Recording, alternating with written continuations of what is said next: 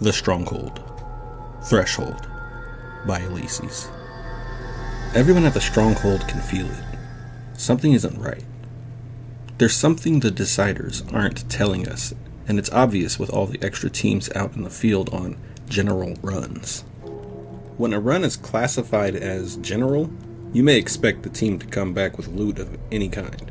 Specialized runs are labeled as their specialty suggests, like, for instance, if we needed antibiotics, it would be classified as a med run, and weapons or food runs would be labeled accordingly. All jobs at the Stronghold are displayed on 7 projectors casting onto the biggest wall of the biggest room of the Stronghold's once skyscraper base, the lobby. The lobby is the first stop in the morning after leaving one's quarters for most of us in the community. It's always wise to stay updated on runs since each run offers different numbers of credits or currency in the community. Credits allow you to buy all your necessities and creature comforts, but we will have time to talk about money later. The Stronghold community, for the most part, prefers to not use general as a classification as much as possible. These guidelines were put in place by the very deciders that have been ordering this influx of general runs. If someone wanted to be discreet about what they were hoping to retrieve, they would use general under their classification for their run. The only other reason general would be used to classify a run is just to top off on supplies all around. With the 8-pack vehicles that Brian and Zuru brought back from the 2 out of 10 loot locations from our power crisis, we were pretty stacked on overflow supplies. That's why nobody sent any more teams to recover the tons of supplies still waiting in the abandoned locations our fallen members sacrificed their lives to gather. The deciders are looking for something that they're not telling the public, and it's causing worry among the herd, to say the least. Some in the general populace have been crossing their own information with one another, and it's reason among a lot of people that the Stronghold may be in danger. Danger from something new. Knock knock. The door opens and Deadpaw enters the dry metallic smelling lab where he finds Ulysses tinkering with some gadgets. Hey Ulysses, there's something weird going on around here. He looks at the back of Ulysses' head as he gets no response. They're sending another run to that site the decider said was forbidden because of all the weird mutations in the area? Yeah, everyone at first, they thought that they were talking about the plants and the creatures becoming more dangerous. But if the rumors are true, this might be something else. What else could it be, Pa? Ulysses asks him without looking away from his work. The plants and the creatures, they're all turning into something else? Deadpaw looks away as he slowly says, I spoke to one of the survivors that came back from that site the first time it was scouted and deemed forbidden. He told me it seemed like a blanket was falling over the place, and that it seemed like a breeding ground being prepared by some unseen force. Ulysses places the gadget on the table in front of him and turns around. A breeding ground. He begins taking off his gloves and his lab coat. Wait, Ulysses, Deadpaw says. What are you doing? I didn't mean for us to go and find out for ourselves. Anyone who knows Ulysses will know that if he takes off his lab coat, that he is going on what he calls a field expedition to gather research material for his experiments. Who said anything about us? Ulysses responds. Deadpaw says bluntly, like I said, I didn't mean for us to... Look, man, all we have to do is go out, I'll collect a few samples from this breeding ground, and we'll come right back. By now, Ulysses had nearly fully changed into his runner armor. Deadpaw warns Ulysses, you know the deciders are going to give you shit for going on this run. Yes, I know, replies Ulysses. Deadpaw responds with a chuckle. It wasn't a question, just stating the obvious. He looks at Ulysses, his face showing his fatigue with the common situation. Why can't you just tell someone else what you need? And when they go out on their run, they can just collect it for you. Of course I could do that, but the freshest samples I'm going to be able to get are going to be the ones I'm going to be able to collect myself. Ulysses now walking towards the door to exit the lab. And besides, how am I supposed to trust some gunslinger with the task of collecting highly sensitive, fragile samples without the risk of contamination of a substance completely unknown to man? Yes, Ulysses, Deadpaw exclaims. That's exactly what you do. The risk of messing up your research is less important than risking your actual life. He continues with his point. Maybe it takes a few times 10, 20 times, who cares how many times it takes? But they're going to get you a sample if you make the request. All you have to do is make the request and wait for them to come back with your samples. Ulysses responds, the fact of the matter is that they could bring me back an uncontaminated sample, and they could bring me back a totally contaminated sample of this blanket, and I wouldn't be able to tell the difference between which one is contaminated and which one is not. In fact, I don't know damn near anything about what I'd be looking at. I'm a physicist, not a geneticist, but my friend down the merch trail will have a much better idea, and it's for him that I have to ensure a clean collection process before he receives them. Deadpaw continually tries in futility to change Ulysses' mind about going out on this run. He didn't really expect to change his mind. It's just kind of a ritual they've always had since they were in grade school. Ulysses being the one that would step out of the box we would call ordinary, and Deadpaw always being the voice of logic in the matter. Ulysses and Deadpaw catch up with the squad gearing up for their run. They both tell one of the guys that he'll be taking their spot on this one. Ulysses and Deadpaw both look at their squad members, Killer and Matthias. Killer shows the men on a map the location they need to secure, and they begin their drive in separate vehicles to the location. As they approach the site, it's horrifying. The whole block was disgusting. It looked like something out of a science fiction novel or something. The mutated plants and creatures around were definitely a worrisome aspect of the entire experience, but what they were witnessing was something on a whole new scale. The buildings. They looked changed. The buildings were developing some sort of pale, skin-like material on their exteriors. And in some cases, entire buildings seemed to pulsate. To make matters worse, the area was just too populated with zombies, as if they were attracted to this crazy phenomenon. Everyone pulls up to a small patch of rocks in the field just south of the affected buildings. Ulysses thinks to himself, good a time as any. He slows the vehicle to safely jump and roll out of the car, and as it keeps rolling, hordes of zombies continue to chase it. He gets to his feet and 4 zombies are already reaching and clawing towards him, but he just pulls the sledgehammer from his back and swings it. He connects with 3 of them as he uses his foot to break the knee of the 4th zombie. As it falls to the ground, the zombie hits its head on a rock and causes its head to bounce. Ulysses' sledgehammer came down right in that instant and splattered the zombie's skull. Deadpaw looking up with zombie blood on his face after killing several with his favorite katana. Ulysses, look out! There were over 30 zombies just sprinting towards Ulysses from the west of the field. Ulysses doesn't waste time to check behind him, he just trusts the judgment call made by Deadpaw, and takes off sprinting in hope of corralling the zombies into a more manageable group. Out of nowhere, Matthias plows his vehicle into about 10 or 12 of the zombies that were chasing Ulysses. Still more than 20 of those stinking, disgusting creatures hot on his heels. He turns around and swings his hammer, but upon connecting with the skull of a zombie, another one falls onto him, and its protruding elbow bone gets jammed into Ulysses' upper rib, causing him to lose grip of the hammer. It goes flying several meters into the growing crowd of zombies. Ulysses quickly runs toward a pile of debris in the field. As he quickly searches it, he sees a broken pay-to-park meter and picks it up. 3 zombies are just feet away from him as he turns around and swings. He's trying not to use his gun because the noise will attract more threats, and at this point, they don't see any mutated creatures, but firing shots will surely call them in. Hitting one of them, he mushes the face of another as the parking meter slides practically through the first zombie's head. When he pushed the face of that second zombie, the momentum of the collision sent it flying into the 3rd zombie that was upon Ulysses, sending all of the zombies to the floor, giving him time enough to turn and sprint in the opposite direction.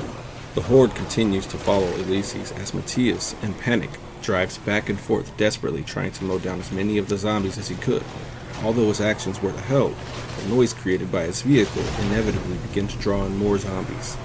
As he's driving, it appears that he's hit too many zombies and his engine begins to smoke and catches fire. Burning from a piece of a zombie's shirt stuck to the engine, the heat radiating from combustion began to melt the shirt until it caught fire. Matthias was forced to jump out of his vehicle while it was still moving, spraining his wrist a little but not harming himself enough to incapacitate himself. The thinning horde, seemingly being replenished from an infinite source of zombies, looked to be running in a chaotic manner, not really chasing anything, almost even like they were in a panic.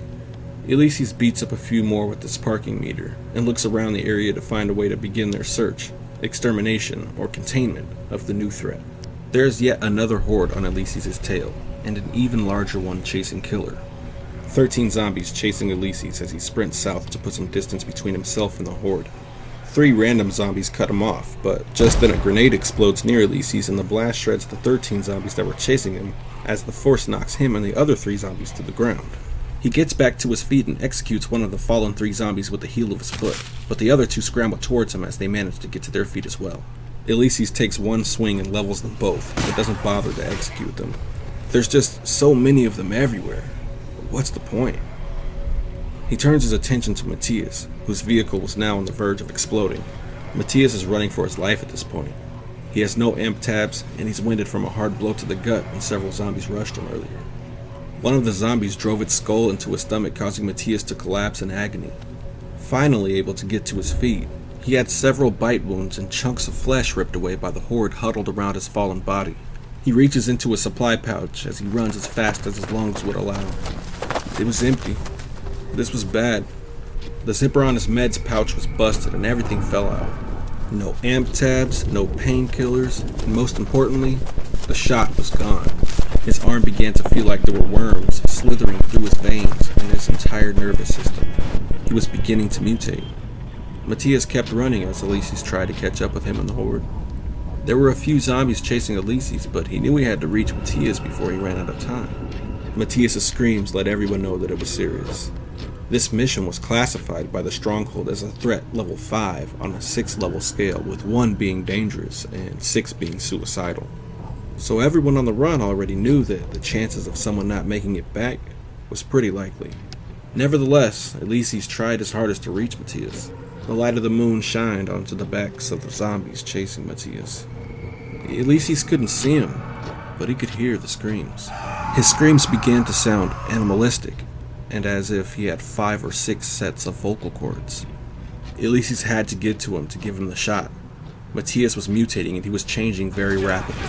Ulysses himself, beginning to feel winded, pops an amp tab into his mouth, crushes it with his teeth and swallows. As the amp tab instantly gives him a rush of energy, he begins to catch up with Matthias and the horde. The horde has stopped. It wasn't the boost of energy that helped him catch up. The horde looked confused and scattered around what Ulysses identifies as Matthias' body, impaled through the mouth by a protruding stump of an old bush. The bush looked different though. It seemed to be almost acting as a straw, sucking and or pumping something in or out of Matthias' body. The mutation begins to spread all over Matthias, and Ulysses knows it's too late to save him. He points his gun to shoot Matthias, but the horde turn their sights onto Ulysses, forcing him to turn away and run. He swings around, pointing his pistol at the over 30 zombies chasing him, but he doesn't take the shot, and turns back north towards the site. Ulysses climbs over the concrete wall that separates the property of the auto shop from the field to the south. He then runs around the east side of the building, and as he makes it to the street side, Deadpaw comes running out. Although Ulysses is very happy to see him alive, neither of them have much time to celebrate, since one of those suckers leapt 10 feet from directly behind Deadpaw as he ran from the building. The sucker makes its landing onto Deadpaw's back. Ulysses sees no other option but to shoot the sucker. He fires 7 shots into the creature, and it squirms from Deadpaw's back and onto the ground before it jumps back to its feet almost immediately. All the while, not a single bullet lands on Deadpaw. Ulysses fires 13 more shots into the creature before it finally folds and stops moving. All that shooting woke up the neighborhood for sure in Ulysses' mind, so he knew what he had to do. He had to go into this first building and grab some samples before everything got too hectic, since they may have to burn everything down as a last resort to stay alive. He sneaks into the auto shop, entering through the half-open overhead door. As he steps in, he looks around to check for any threat, and at that moment he looks at the wall to his left, no more than a foot from him. He sees a semi-transparent, pulsating sack of some liquid. As he lays his eyes on this strange development, it immediately bursts, as if it knows it's been spotted. Upon bursting, the liquid in the sack seemed to evaporate mostly, and what didn't slapped the ground with a wet smack below. The air in the auto shop was totally unbreathable. As he turns and runs away coughing, he thinks to himself, that building has or had a fucking growth on its wall, and it attacked me. With the air in the auto shop unbreathable, Ulysses makes a run for the warehouse right next door to the west of the auto shop. With no way to tell if this building has those liquid gas sacks, he just busts through the door and looks for anything, except those sacks, to shoot. Upon laying his eyes on the scene, he lowers his weapon to absorb what he's experiencing. There are these flesh sacks that look like stomachs hanging from the ceiling. Some of these fleshy sacks look like they have something moving in them, but it's impossible to tell what it is without cutting it open. Once he decided that would be too risky, Ulysses nearly drops his gun when he realizes what he's truly looking at. Initially, he thought that those fleshy sacks were hanging from the ceiling, but he sees that the fleshy sacks and the stomachs, along with the muscle-like tendon structures in the building, were the building. This mutation is relentless. It's transforming all organic matter into this disgusting life form. What used to be a wooden support beam and wooden overhead supports were now these bone-like structures with a thin layer of skin-like tissue and veins stretched tightly across the entirety of its mass. The walls looked to be made of the same skin-like tissue, except it encased what seemed to be other muscle-like tissue, and where the window met the wall, it now seemed to cut into the wall, causing it to bleed profusely. I guess this would suggest that since the glass wasn't an organic compound, that it couldn't mutate the glass, but it could mutate the wood, along with any other organic matter that was used to construct the building. These stomach sacks hanging from the ceiling, they aren't all the same either. Some look to be transferring nutrients or moving waste, while some look to be providing gestation. Some of the sacks are filled with that gassy liquid stuff, and Ulysses spots 3 in this building alone. He has a hunch that there must be a central information system like a brain, that if he could destroy it, after retrieving samples of course, then it would probably shut down this entire living building. It was a hunch, but he had nothing else to go off of. Slowly moving around the warehouse, he looks for something that spells brain or anything of the like. He uses one of his empty syringes and stabs it into the wall. The wall flinches in the area where he pricked it, and the structure in its entirety seems to shudder. Ulysses pulls on the syringe, and the dark red blood fills the vial. From the same wall, he pulls some tissue up with a scalpel and places his samples into small airtight containers and into his backpack. As he makes his way around what used to be an old shelving unit, he looks into the corner of the room and sees what he thinks he might be looking for. One of the main support beams in the southwest corner of the warehouse looked different from the rest of the bony skin structures around the place. This one looked bony, and skin covered it as well, but this one was rigid, slightly in a way you would think a brain would be ridged. This intrigues Ulysses. He checks it out, and after running a few tests and gathering countless samples, he was able to determine that this structure or appendage did not contain any traces of brain matter, but it did contain high concentrations of something strikingly similar to spinal fluid and bone marrow. All the support beams had the marrow, but only this one had the spinal fluid. Ulysses took out his pistol. He reloaded it. He then unloaded 12 shots into the appendage, causing it to vibrate, and as it shook violently, Ulysses began to see sore-like lesions appear on all the skin-like surfaces in the entire building.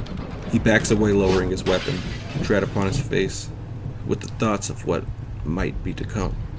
He turns and runs for the closest exit, bursts through as millions of those lesions on the walls inside and outside of the warehouse began to spray a bloody, toxic cloud that wafted down the street in the wind. The cloud drifts a few blocks away, and every zombie that smelled it set its sights on the warehouse. The entire building was still vibrating, mostly at the spinal structure though. Ulysses knows that he has to destroy this thing, so he puts on his oxygen mask and rushes back into the warehouse as over 20 zombies pour into the building. One of those fuckers grabs onto his shoulder and bites him hard, ripping his flesh. Panicking at this point, he pushes the zombie off of him and just runs back out of the building. It's just too much. Too many to keep track of.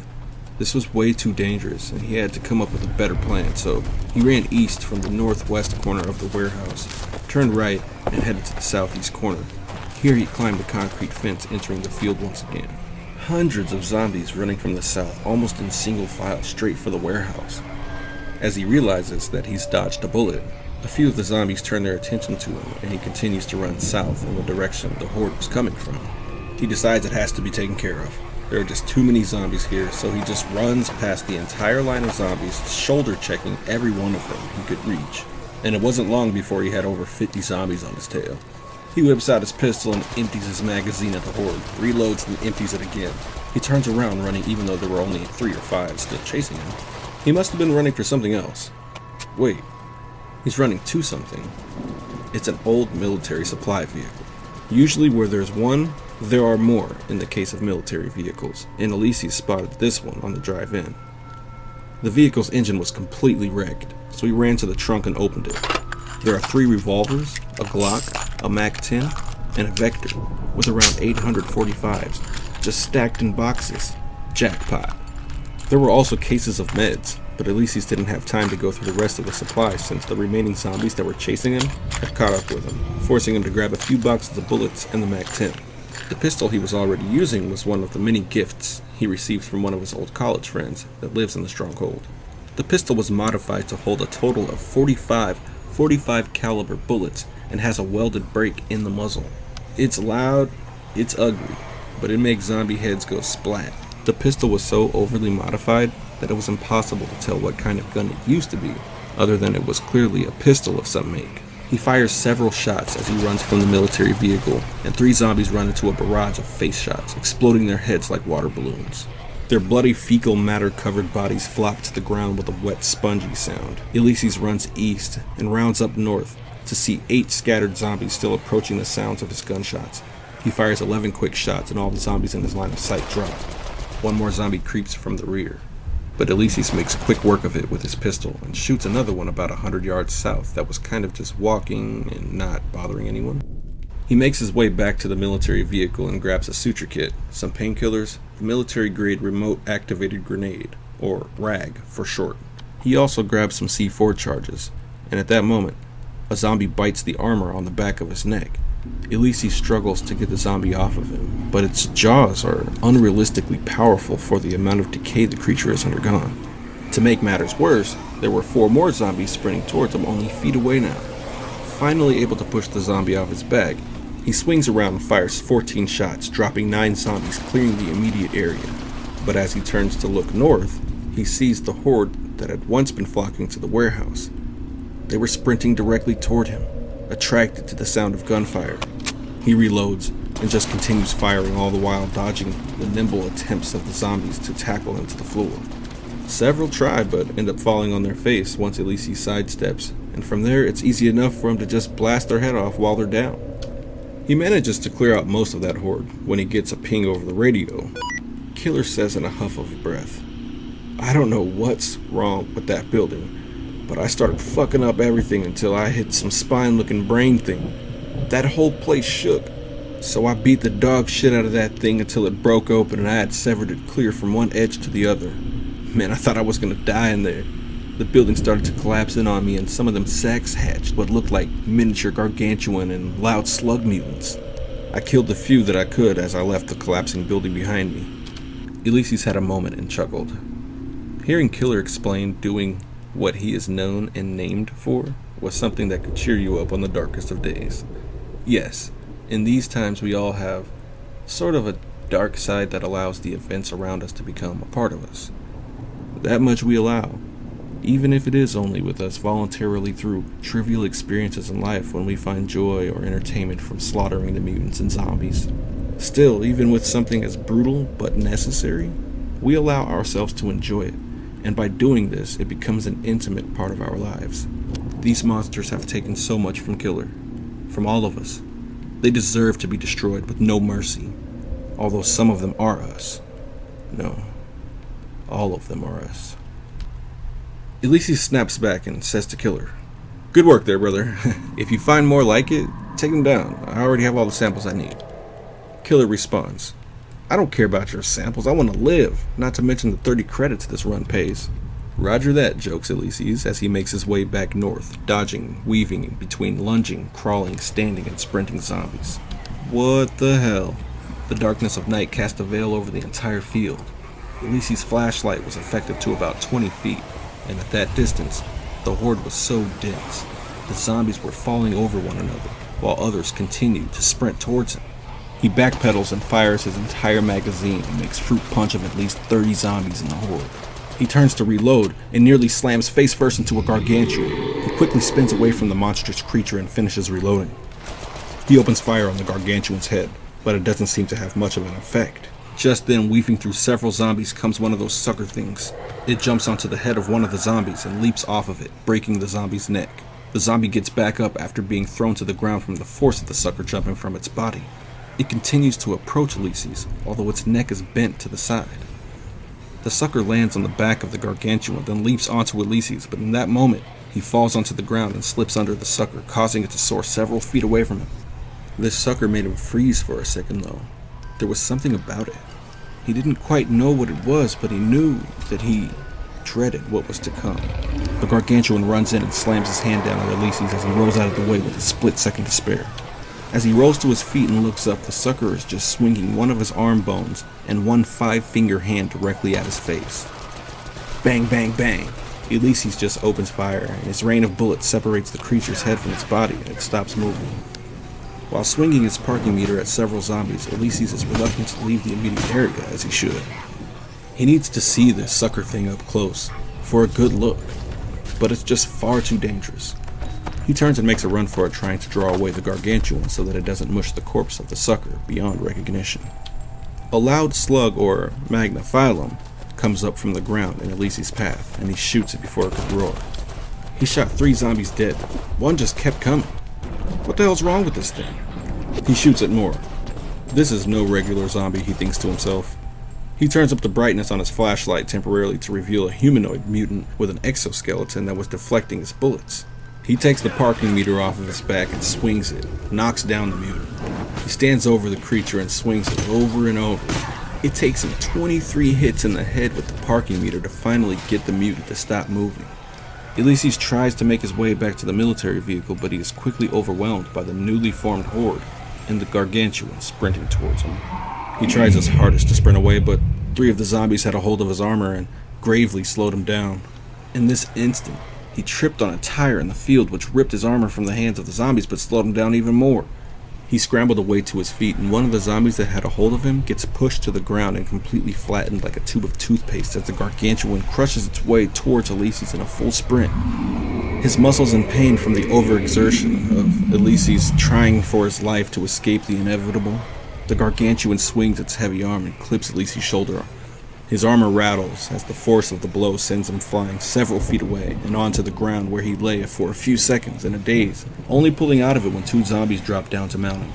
Ulysses grabbed the arm of one and pulled his own right leg up and around its arm, putting it in an arm bar, but snapping the arm out of its socket. He then took the second zombie by the throat and brought all of his weight down as he flipped over into full mount onto the zombie, crushing its throat with his weight. He pulls out a modified blade and slides it in and out of the zombie's skull like butter. It stops moving. The gargantuan is still actively chasing Ulysses this whole time, and finally closes the distance between them.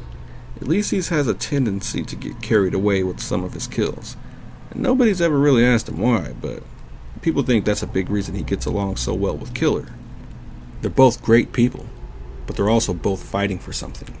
And if you're in either one of their way, you're gonna have a bad day. With no time to spare, he dodges as the gargantuan swings at him again. "Fool me once, you fat bastard," Ulysses taunts the beast.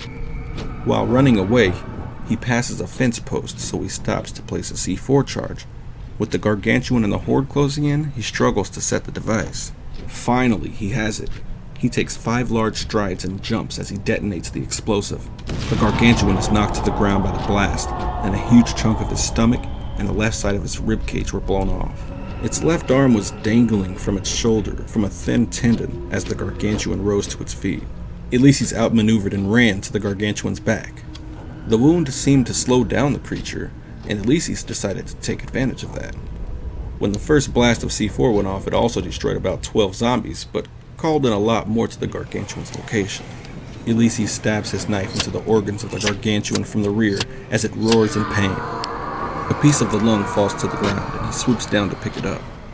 He stashes it away as quickly as possible and drops the rag, or remote-activated grenade.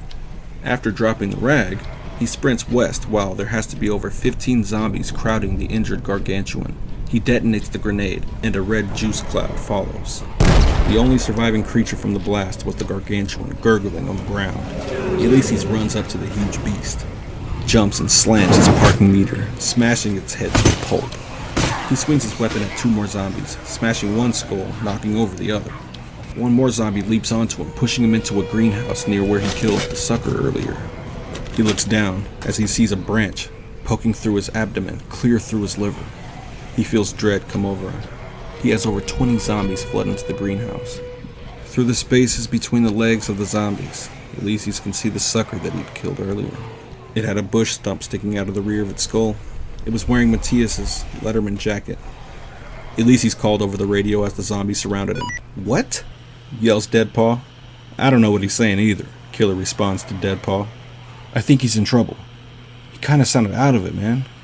Deadpaw says, "I'm going to find him." Ulysses could smell the zombies now, they were so close. Yet Deadpaw and Killer were 8 blocks away, dealing with another mutated building. Ulysses' vision first goes blurry, then it fades into darkness.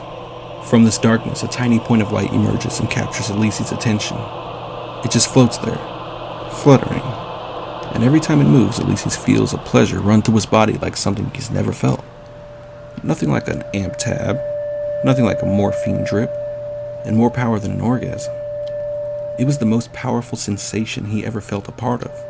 Ulysses did not feel like he was the one feeling this, but he felt as though he was a part of the entire experience, as a function of it, and not an observer or misplaced particle. He felt at one with this light, and he felt at one with his liver. His liver. Oh, his liver.